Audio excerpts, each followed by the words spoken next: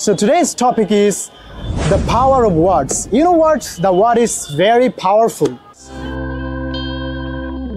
Assalamu alaikum guys, I'm very glad to be here. Actually, it is a great pleasure for me to say something before you.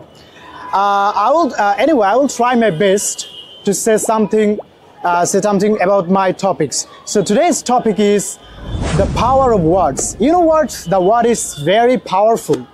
When we say good words, people feel happy. For example, when we say, thank you, I love you, I appreciate you, this word gives people a smile. They can make people feel happy. The other thing is, when we say bad words, people feel sad. Bad words can make people feel angry. They also can people feel cry. So I think this is why we must be careful with our words. So speak with love and respect. And thank you so much guys for hearing me. See you next time inshallah.